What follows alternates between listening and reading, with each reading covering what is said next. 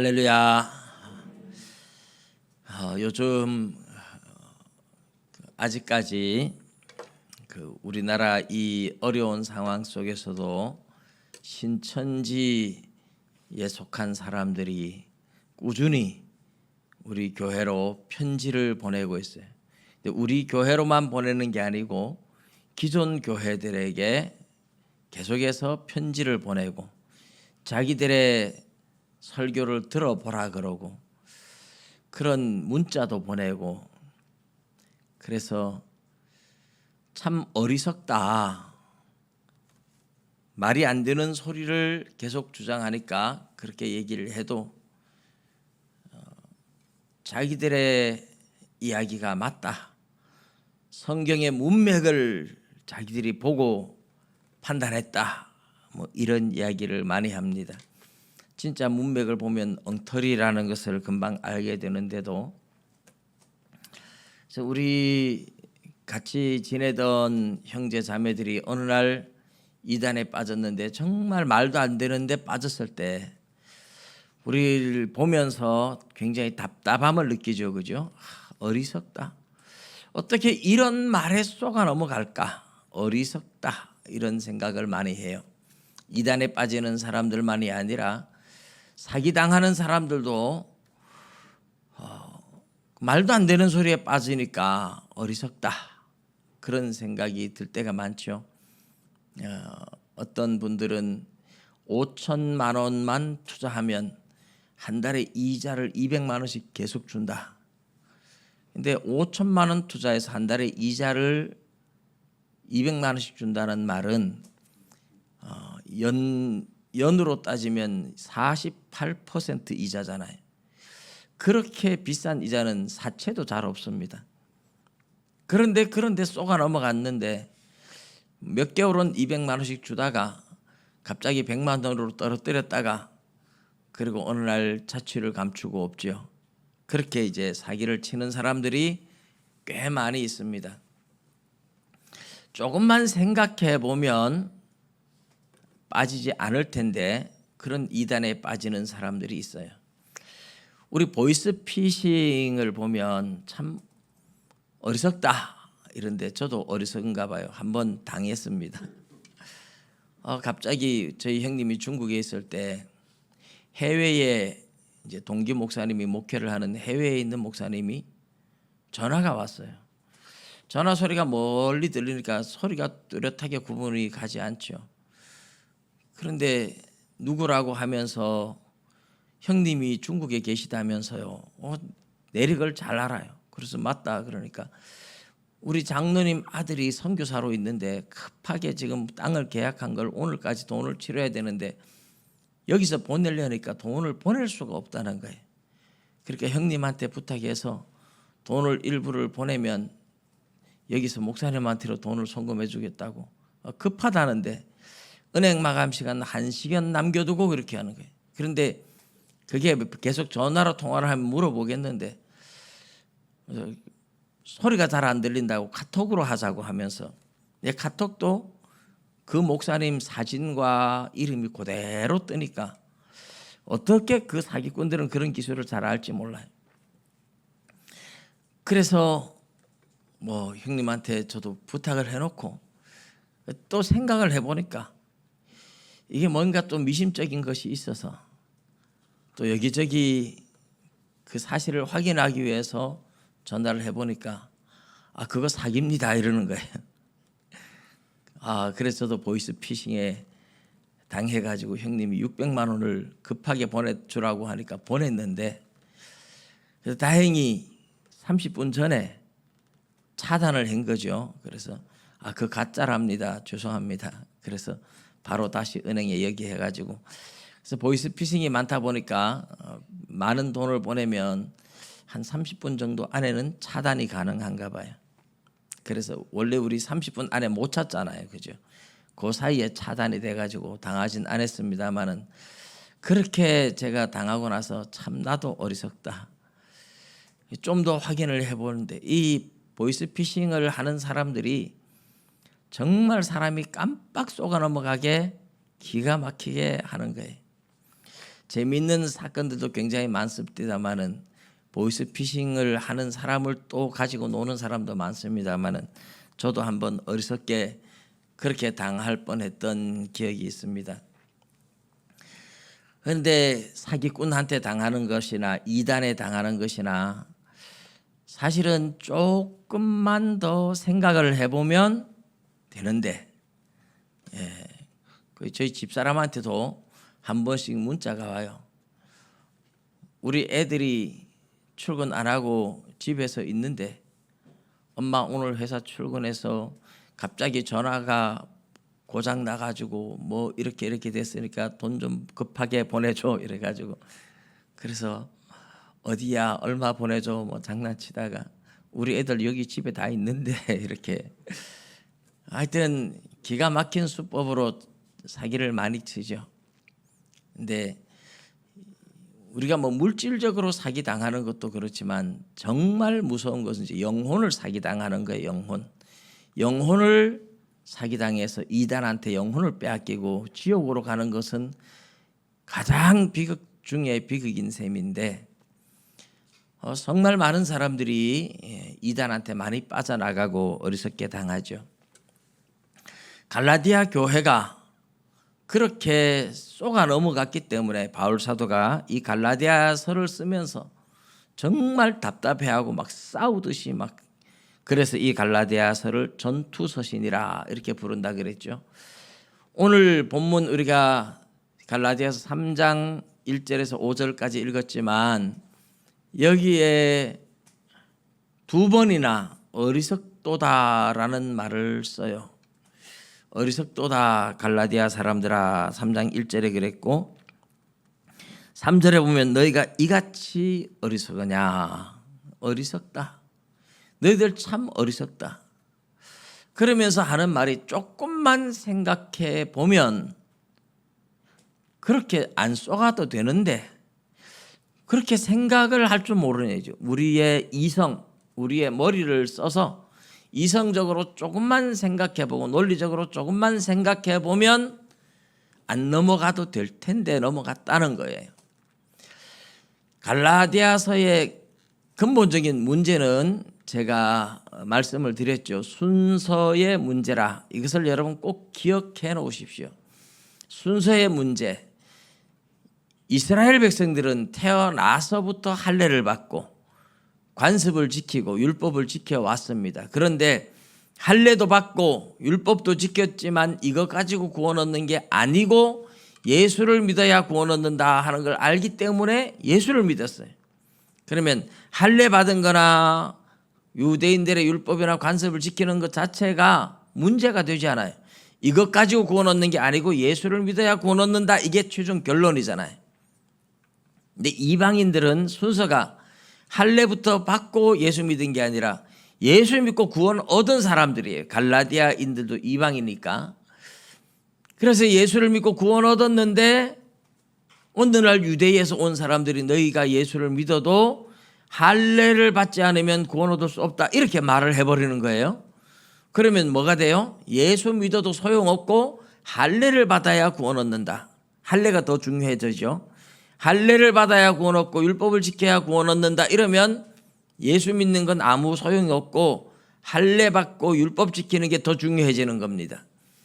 유대인들에게는 할례도 받고 율법을 지켰는데 이것 가지고 안 되고 예수를 믿어야 돼, 이래서 예수를 믿었으니까 예수님 믿는 게 유대인들에게는 더 중요해진 거죠.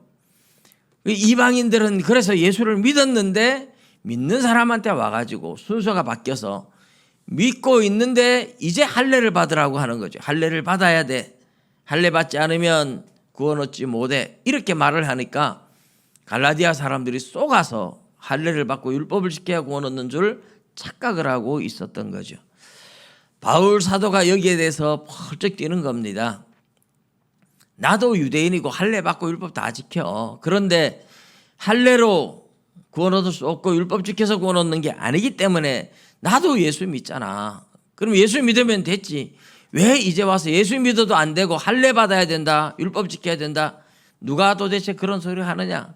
그런 복음은 다른 복음이고 하늘에서 내려온 천사라도 그런 다른 복음을 전하면 저주를 받아야 된다고 강력하게 이야기를 했었던 거죠.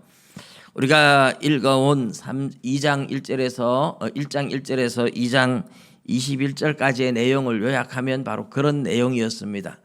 그래서 여러분들이 이 갈라디아서의 문제의 핵심은 할례 받는 것과 예수 믿는 것이 순서가 뒤바뀌면 완전히 다른 복음이 된다. 갈라디아 교회는 예수를 믿었는데 와서 할례 받아야 돼 하고 이야기했기 때문에 다른 복음이 됐다 하는 것을 염두에 두시고 계속 이해를 하셔야 됩니다. 자, 오늘 보면 어리석도다 갈라디아 사람들아. 뭐가 어리석으냐?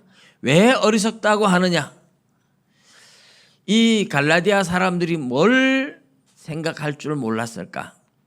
생각을 조금만 해보면, 조금만 더 논리적으로 생각해보고 조금 더 깊이 생각해보면 이렇게 안 쏘가 넘어갈 텐데 너희들 참 어리석다 이렇게 나가는 거죠. 여러분, 사람이 하나님의 말씀을 보면서 이 말씀이 정말 그런 것인가, 이 말씀이 어떤 뜻인가 조금만 더 생각하며 깊이 있게 읽다 보면 처음에는 이해가 전혀 안 갈 수 있지만 말씀을 자꾸 읽으면서 묵상을 하고 하면 여러분 다 이해할 수 있어요. 성경이 성령의 감동으로 기록되었기 때문에 아무리 똑똑한 사람도 인간의 지혜로는 깨닫지 못하죠. 그렇지만 예수 믿는 사람은 성령님이 도와주시기 때문에 어린 아이라도 깨달을 수 있어요. 그래서 성령을 받은 사람은 조금 더 믿음의 눈으로 읽고 또 읽고 또 읽고 기도하고 하다 보면 열려집니다. 그리고 너무너무 말씀이 이해가 되기 시작하고 깨달아지는 순간부터 여러분 굉장한 기쁨을 누리게 될 거예요. 저도 목사지만 성경을 읽자마자 아 하고 그냥 탁 깨닫고, 물론 그런 경우들이 뭐 지금까지 성경을 100번도 넘게 읽고 많이 이렇게 설교를 다 해보고 했기 때문에 대체적으로 알지만 그래도 좀 어려운 본문이다 이런 본문들은 한번 읽어가지고 이 내용의 깊이를 잘 모를 때가 있어요. 그래서 저는 이 설교 준비를 하기 위해서 성경을 정말 많이 읽습니다. 한글로 된 성경도 읽고 영어로 된 NIV 영어 성경을 가지고도 한 100번 가까이 읽습니다. 헬라어 성경도 여러 번 읽어봅니다. 여러 번 읽어보면서 읽고 또 읽다 보면 의미가 아주 분명해지는 때가 와요. 아, 이런 뜻이구나. 이 말씀이 이런 말씀을 하고 있구나. 아주 의미가 더욱 선명해질 때가 와요. 그렇게 설교 준비를 하면 뭐 다른 주석을 본다든지 뭐 참고서를 봐야 할 필요가 별로 없습니다. 본문의 의미를 확실히 알면 하나님이 말씀하기 원하는 그 의미를 제가 전해드리면 되는 거니까. 오늘 바울 사도가 갈라디아 사람들한테 어리석도다 갈라디아 사람들아 이렇게 말하면서 왜 어리석은지 그 이야기를 하고 있어요. 몇 가지로. 이런 거 조금만 생각해 봐라. 그 첫 번째가 뭐냐 하면 예수 그리스도가 십자가에 못 박히신 것이 너희 눈앞에 밝히 보이거늘 누가 너희를 꾀더냐 이렇게 말하죠. 예수님이 십자가에 못 박혀 죽었다. 이거 너희들 다 알고 있지 않느냐. 이게 눈앞에 밝히 보인다 이렇지만 이제 원어의 뜻은 눈앞에 밝히 보인다 이런 것이 아니라 예수님이 죽었다는 사실이 너희 눈앞에 분명히 드러났다. 분명히 입증되었다. 드러났다 이런 뜻이에요. 너희 눈앞에 분명하게 드러났고 분명하게 입증되었다. 예수님이 어떻게 했다고요? 십자가에 못 박히셨다는 것. 죽었다는 것. 그 예수님이 왜 죽었어요? 힘이 없어 죽었습니까? 예수님 뭐 실수해서 죽었습니까? 죄를 지어서 죽었습니까? 그런 거 아니잖아요. 힘도 있고 능력도 있고 모든 것을 아시는 그분이 스스로 십자가를 지러 예루살렘에 올라가신 거죠. 왜요? 우리 죄를 위하여, 우리를 위해서 대신 형벌 받으시기 위해서 올라가서 죽으셨다는 거예요. 그러니 예수님이 우리를 위해서 죽었지 않느냐, 우리의 죄를 위해서 대신 죽었지 않느냐, 그거 분명하게 알려졌지 않느냐. 율법을 지키고 할례받고 그래서 구원 얻는 게 아니고 우리를 위하여 대신 형벌받은 그 예수님을 믿어서 우리를 위하여 대신 저주받았다는 사실을 인정하고 믿어서 우리가 구원받는 것 아니냐, 그 얘기를 하는 거죠. 여러분, 예수님이 십자가에 못 박혀 죽으신 것, 이게 아주 분명하게 드러났는데 왜 예수님을 믿으면 되는데 왜 다른 걸 믿으려고 하느냐, 이 말이죠. 우리를 위하여 십자가에 못 박혀 죽으신 예수님, 이것은 오늘 우리도 믿지만 바울 사도가 갈라디아 교회 성도들한테 편지를 보내고 할 때에는 예수님이 십자가에 못 박혀 죽으신 지 아직 50년도 안 됐어요. 얼마 되지 않은 시점이죠. 사실 바울 사도가 예수님을 만나고 변화되고 예수님 십자가에 못 박혀 죽으시고 부활해서 승천한 지 몇 년 안 돼서 그 사건이 일어났어요. 다메섹에 가서 예수님 만나고 한 사건이. 그리고 갈라디아 선교를 하는 게 2차 전도여행 때 했고 3차 전도여행 때 했는데 어쨌든 50년도 안 된 사건. 그러니까 예수님 십자가에 못 박혀 죽으셨다는 이 사건이 그 당시에 초대교회나 이방교회들도 아주 분명하게 다 드러나고 다 아는 사실이에요. 그러니까 예수님이 십자가에 못 박혀 죽으신 것이 너희 눈앞에 분명하게 드러나 있지 않느냐, 너희가 다 아는 사실 아니냐. 예수님이 할 일 없이 죽은 게 아니고 우리를 위하여 죽었는데 우리를 위하여 죽었기 때문에 그분을 믿어서 우리가, 그분이 우리 죄를 대신해 죽었기 때문에 그분을 믿어서 우리가 죄를 용서받고 구원을 받는데 왜 예수 믿는 거 믿음 저버리고 율법 지켜야 된다고 말하느냐. 상식적으로 생각해도 예수님 그냥 죽은 것 아니지 않느냐. 이 예수 그리스도의 십자가의 사건이 분명하게 드러났고 그것이 우리 구원을 이루는 사건이라는 걸 다 아는데도 오늘날 갑자기 예수 십자가 버려버리고 할례받고 율법 지켜야 된다, 그런 말에 쏘으니까 너희들 참 어리석다, 이렇게 이야기를 하는 거예요. 예수님이 십자가에 못 박혀 죽으신 사건, 이게 분명하게 드러났는데도 이걸 다 알고 있으면서 그렇게 한순간에 예수를 버릴 수 있다니 말이 안 된다, 그렇게 책망을 한 거죠. 갈라디아 사람들도 예수님을 안 믿는 것도 아니고 십자가에 못 박혀 죽으신 것도 다 알면서 그것 가지고 안 되고 할례를 받아야 돼, 그렇게 생각한다니 참 어리석다는 거죠. 이 부분에 대해서 바울 사도가 너희들이 어리석다 한 첫 번째 이유입니다. 조금만 더 생각해 보면 그런 말에 안 넘어갈 텐데 왜 그렇게 속느냐, 이 말이죠. 그럼 오늘 2절의 이 내용이 굉장히 중요한 거예요. 내가 너희에게 다만 이것을 알려 하노니 너희가 성령을 받은 것이 율법의 행위로냐 듣고 믿음으로냐. 사실 다른 것은 어리석다 말을 하지만 다른 건 다 제쳐놓고 뭐 그런 거는 중요하지 않아. 내가 오직 한 가지, 요 한 가지만이라도 내가 분명하게 좀 짚고 넘어가야 되겠다.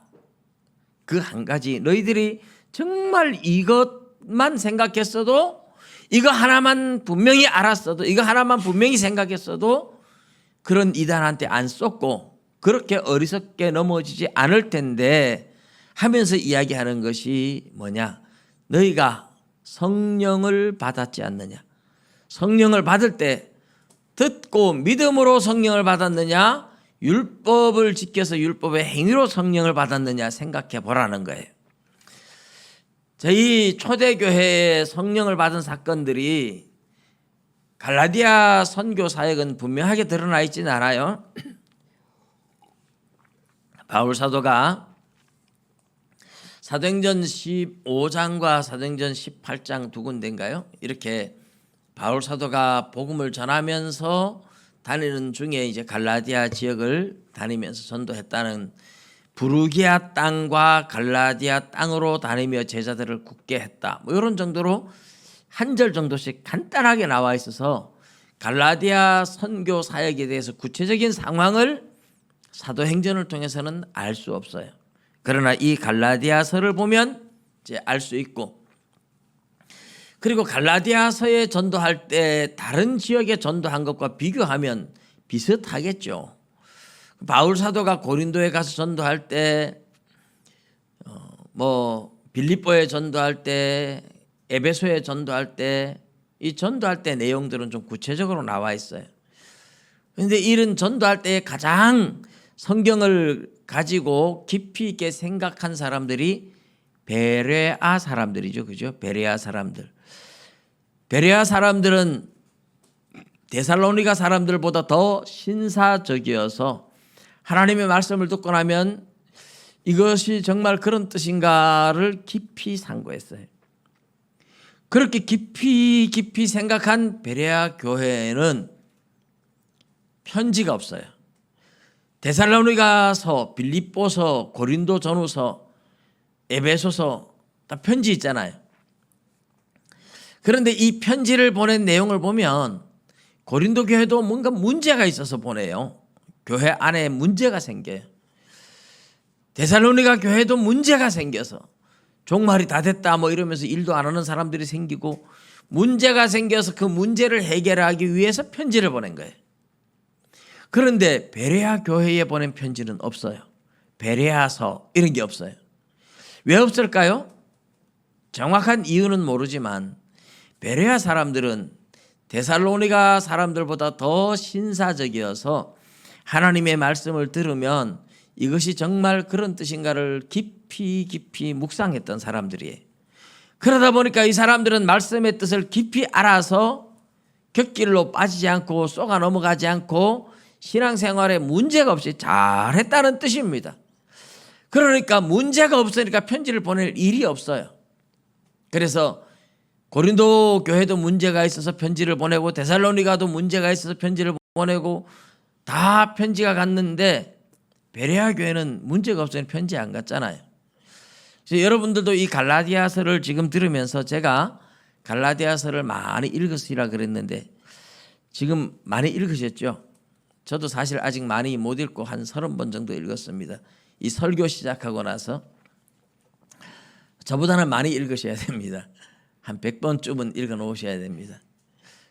그런데 이 갈라디아 편지를 보내면서 갈라디아 사람들한테 성령 받은 이야기를 하잖아요. 근데 아볼로가 에베소에 복음을 전하다 고린도로 가고 바울이 저 에베소에 이제 왔을 때 이 에베소 성도들한테 바울이 물어보죠. 너희가 믿을 때에 성령을 받았느냐? 그러니까 우리는 성령이 있음을 듣지도 못했다 그래요. 그러니까 바울이 그들을 위해서 안수할 때 성령이 임해요. 그래서 성령이 임하고 방언도 하고 막 그러는 거예요. 또 베드로가 고넬료 집에 가서 하나님 말씀을 전하는데 성령이 임했어요. 그래서 사람들이 방언을 하고 하나님을 높였다. 그러니까 초대교회에 성령이 임하는, 눈으로 볼 수 있게 뚜렷하게 성령이 임하는 증거로 나타났던 게 방언하는 거였어요. 방언. 그런데 고린도 교회도 방언을 많이 했는데 고린도 교회에 방언하는 사람들이, 어떤 사람은 방언 통역을 통해서 하나님을 찬양하고 높이는 사람이 있고, 어떤 사람은 막 예수를 막 저주하는 방언을 하는 게 있어요. 이걸 보고 바울 사도가 고린도전서 12장 1절에서 3절의 말씀을 하면서 그러죠. 성령으로 아니하고는 예수를 주시라 할 수 없다. 그러니까 예수님을 주님으로 높이고 찬양하는 사람들이 받은 방언은 성령이 주는 방언이 맞다, 이 말이죠. 그런데 예수를 저주하는 방언을 하는 사람은 성령이 아니라 악령이 주는 방언을 받은 사람들이다, 그런 뜻이에요. 성령으로 말하는 자는 예수를 저주할 수 없다. 그런데 어떻게 방언을 하면서 예수를 저주하냐? 그건 성령이 주는 방언이 아니고 악령이 주는 방언이다. 이제 바울이 그렇게 진단을 내려줬었잖아요. 어쨌든 중요한 것은 성령을 받아서 방언을 하고 막 이런 증거들이 나타났다는 거죠. 갈라디아 교회도 그런 어떤 증거들이 있었다는 뜻입니다. 그래서 바울 사도가 복음을 전하고 안수하고 하는데 사람들이 막 성령을 받고 방언을 하고 뭐 환상을 보고 귀신을 쫓아내고 병이 낫고 막 이런 사건들이 갈라디아에 많이 일어났었다는 뜻입니다. 바울이 그걸 가지고 물어봅니다. 오늘 이 5절에도 보면 같은 이야기를 하죠. 너희에게 성령을 주시고 너희 가운데서 능력을 행하시는 이의 일이 율법의 행위에서냐 혹은 듣고 믿음에서냐. 너희에게 성령을 주시고, 자, 성령만 받은 게 아니죠. 너희 가운데서 능력을 행하시는 이의 일. 영어로 보면 워크 미라클이래요. 워크 미라클. 기적적인 일들, 기적의 사건들. 하나님께서 능력을 행하셨어요. 헬라어로는 이 디나미스라는 단어를 써요. 디나미스라는 단어는 권능을 말하는데 권능이 나타났다는 거예요. 권능이 나타났다는 것은 주로 귀신을 쫓아내고 병을 고치는 것을 의미하는 표현입니다. 그러니까 갈라디아 교회에 사람들이 방언을 하는 사건도 일어났고 병을 고치는 사건도 일어났고 귀신이 쫓겨나가는 사건도 일어났었어요. 바울이 복음을 전할 때에 사람들이 성령 받고 방언하고 귀신이 쫓겨나가고 병이 낫고 막 많은 기적이 일어났었어요. 갈라디아 교회의 성도들은 다 그 사실을 봤어요. 알고 있어요. 그래서 바울 사도가 물어보죠. 다른 거 다 제쳐놓고 이거 한 가지만이라도 분명하게 하자. 너희가 성령을 받은 것이 또 너희 가운데 하나님께서 막 능력을 행하고 했던 그 일이 너희들이 율법을 잘 지켜서 하나님이 성령 주시고 병 고쳐줬느냐 아니면 복음을 듣고 믿어서 그런 사건이 일어났느냐, 이것을 묻는 거죠. 듣고 믿음으로 일어난 거죠. 율법의 행위하고 상관없이 믿을 때에 일어난 사건이 아니냐. 그러면 믿으면 됐지 뭐가 다른 것이 필요하냐, 이 이야기를 하고 있는 겁니다. 듣고 믿음에서 성령을 받고 듣고 믿음으로 권능의 역사들이 나타났다는 거죠. 여러분, 성령을 받는 이 사건은 특별히 이 시대에 1세기 유대인들만이 아니라 흩어진 유대인들의 사상 속에서도 굉장히 중요한 사건이에요. 성령을 부어주시는 때는 종말론적 약속이 들어있는 사건이에요. 구약 성경에 예레미야서, 에스겔서, 요엘서 많은 선지서들이 마지막 날에 하나님께서 성령을 부어주신다는 이야기를 해요. 특별히 에스겔서 36장 24절부터 시작해서 37절까지 쭉 28절까지 보면 이 성령 부어주시는 사건에 대해서 많이 이야기를 해요. 새 언약에 대한 이야기를 하죠. 이방에 흩어져 있는 유대인들을 모아서 물을 뿌려서 그들을 정결하게 하고, 이건 신약 시대에 이제 세례 주는 걸 말해요. 물을 뿌려서 정결하게 하고, 내가 그들에게 내 영을 주어서 단단한 마음을 부드러운 마음으로 바꾸어 놓고요. 새 영을 하나님이 주어가지고 하나님의 언약 백성 만들어 주겠다고, 너희는 내 백성 나는 너희들의 하나님이 되겠다고 그렇게 약속하는 새 언약에 대한 약속이 에스겔서 36장 24절에서 28절까지 나오는데 굉장히 유명한 구절입니다. 그러니까 마지막 때가 되면 하나님께서 하나님의 영, 성령을 부어주신다, 새 언약을 베푸신다 하는 약속이죠. 그리고 요엘서 2장 28절에서 31절까지도 여러분 너무나 다 잘 아시는 내용이잖아요. 마지막 날에 내가 내 영을 만민에게 부어주겠다. 그래서 아이들은 뭐 어떻게 하고, 노인들은 어떻게 하고, 젊은이들은 어떻게 하고, 환상을 보고 꿈을 꾸고 예언하고, 이런 현상들이 마지막 날 하나님께서 부어줄 성령으로 인해서 일어나는 종말론적 하나님의 약속이에요. 그래서 이스라엘 백성들은 항상 마지막 날이 되면 하나님께서 하나님의 영을 부어주신다는 이 약속을 굳게 붙잡고 있었어요. 이 약속을 붙잡고 있었는데 구약 시대의 입장에서 보면 마지막이 언제냐?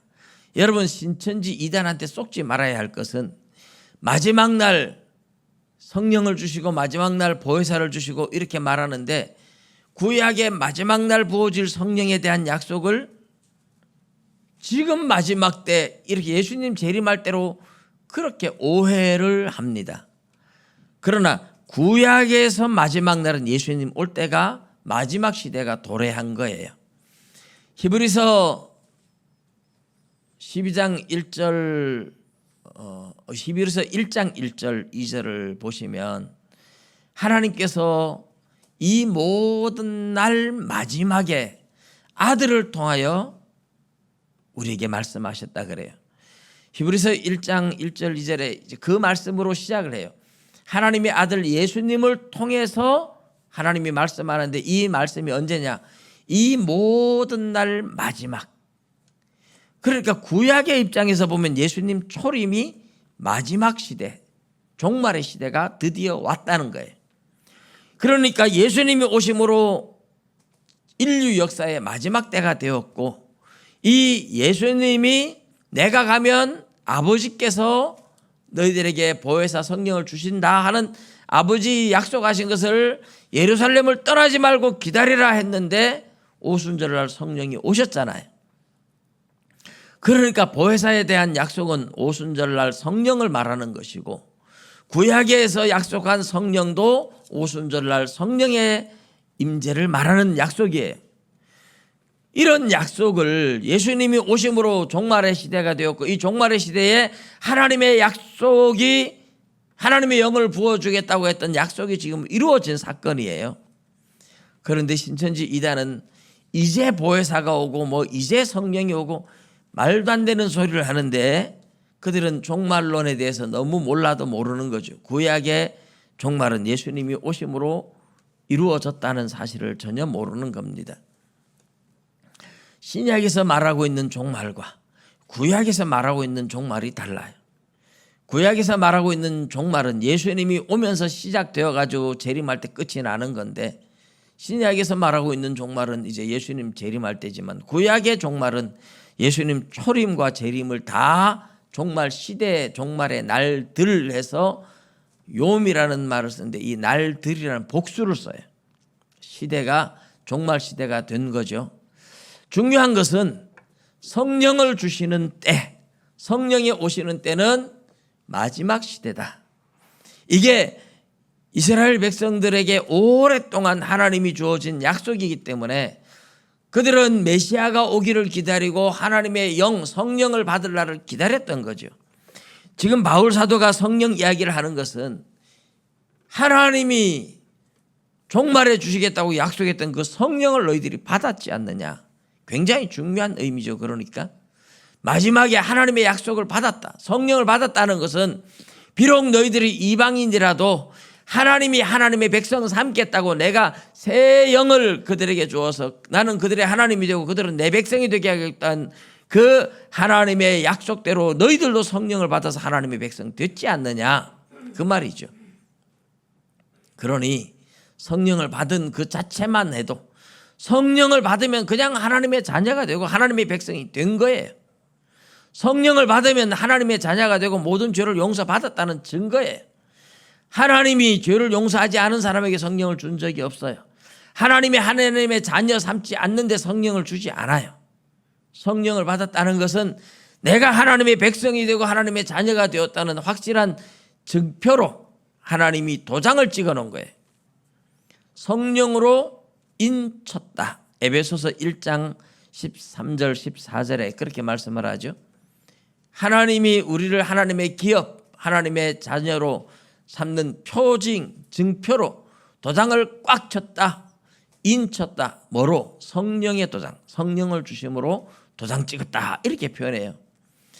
그러니 성령님은 우리 안에 와서 우리가 하나님의 자녀인 증거를 세우고, 마지막 날에 로마서 8장 11절에도 보면 예수를 죽은 자 가운데서 살리신 이가, 예수를 죽은 자 가운데서 살리신 분이 하나님이죠. 그 하나님이 우리 안에 거하시는 바로 그 하나님의 영, 그리스도 예수를 죽은 자 가운데 살리신 이의 영이 너희 안에 거함으로 인해서 너희 죽을 몸도 마지막 날에 다시 살린다. 우리 안에 성령님이 거하시고 그 성령님은 영원히 떠나지 않고 그 성령 때문에 하나님은 우리 몸까지 살리신다, 이렇게 약속을 해요. 그러니 성령이 우리 안에 왔다는 것은 우리가 하나님의 자녀가 되었다는 확실한 증표입니다. 한번 오신 성령님은 떠나지 않아요. 끝까지 우리와 함께 하겠다고 약속을 했어요. 할렐루야.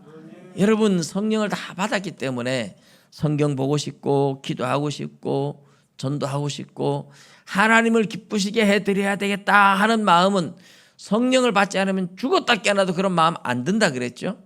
로마서 8장 8절에 육신의 생각은 하나님을 기쁘시게 할 수 없고 육신에 속한 자들은 하나님을 기쁘시게 할 수 없어요.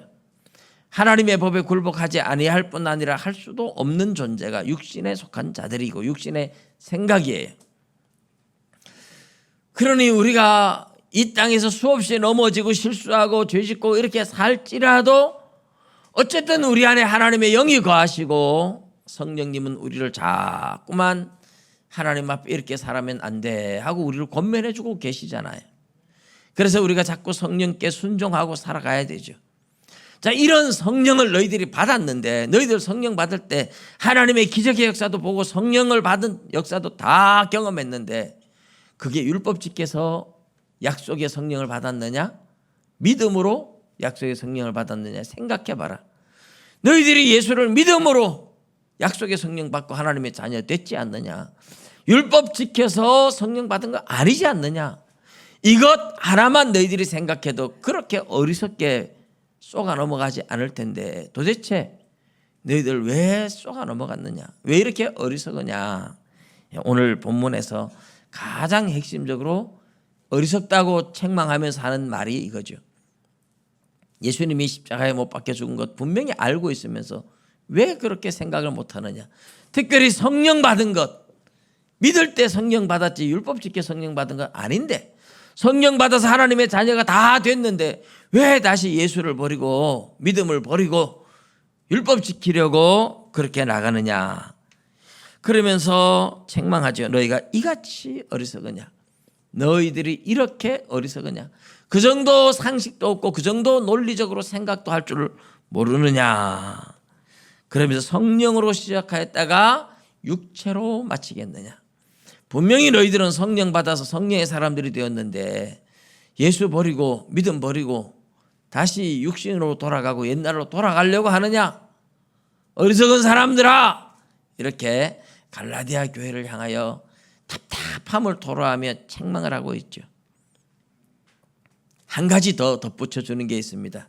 너희가 이렇게 많은 고난을 받은 것이 헛된 일이었느냐? 과연 헛된 일이었느냐? 예수 믿는다고 성령 받고 믿음으로 구원 얻고 그래서 마귀들이 공격하고 불신자들의 공격을 받고 그 믿음 지키기 위해서 그렇게 많이 고생해놓고 그 믿음 지키느라고 고생할 필요가 뭐 있었는데 그러면 고난 받았는데 너희들이 왜 고난 받았는데 믿음 때문에 고난 받은 거 아니냐? 그 고난이 다 쓸데없는 거고 헛된 것이었느냐? 그 믿음이 헛된 것이었기 때문에 고난도 그러면 잘못 받은 거냐? 아니지를 않느냐? 믿음 지키기 위해서 고난 받았는데 하나님의 자녀로서 믿음을 지키기 위해서 고난 받았는데 그 믿음이 소용없단 말이냐? 그런 고난이 헛된 고난이었단 말이냐? 그렇게 오늘 갈라디아 교인들을 향해서 바울 사도가 크게 어리석다 하는 것을 세 가지로 논증을 했어요. 하나는 거꾸로 말하면 믿음 지키기 위해서 고난받은 것이 헛되단 말이냐? 생각해봐라. 믿음 지키기 위해서 얼마나 싸웠는데 왜 그 믿음 저버리려고 하느냐? 또 하나는 성령을 받은 것이 너희들 믿어서 받은 거지 율법 지켜서 받은 거 아니지 않느냐? 성령 받고 귀신 쫓겨나가고 병이 고쳐지고 엄청난 기적을 보면서 은혜를 받았던 사건들이 다 예수님 믿는 믿음 하나로 다 이루어졌는데 그 믿음 버리고 율법 지키겠다 이 말이 되느냐? 그런 거죠.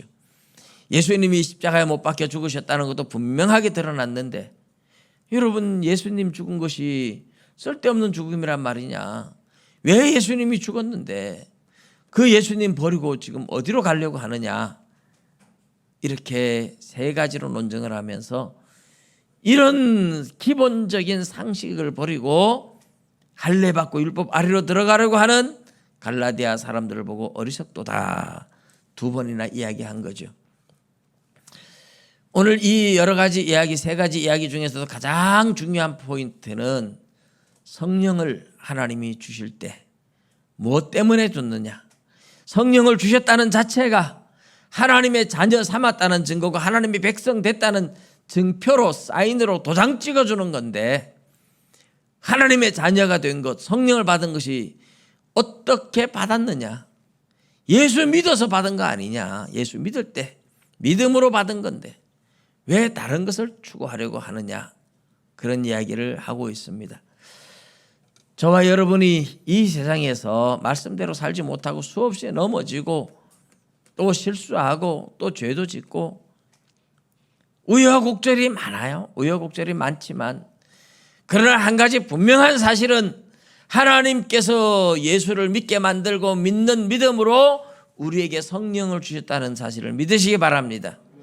그 성령이 우리 안에 거하심으로 우리가 하나님의 자녀가 되었다는 확실한 도장이 찍혀 있는 것이고 그 성령으로 말미암아 마지막 날 우리가 죽을 몸까지 살아나서 부활해서 영광스러운 몸으로 하나님의 백성으로 하나님과 함께 영원히 거하게 될 줄로 믿으시기 바랍니다. 성령을 받았다는 이 사실, 내 안에 성령님이 계시다는 사실, 그리고 이것이 나는 약해서 나는 연약해서 나는 수없이 넘어지고 부족하고 우여곡절을 겪으며 하나님의 마음을 아프게 할지라도 절대로 하나님이 나를 버리지 않으시고 하나님의 자녀로 굳게 붙잡아 주신다는 사실 앞에 감사하며 믿음의 담대함을 가지시기를 주님의 이름으로 축복합니다. 기도드리겠습니다.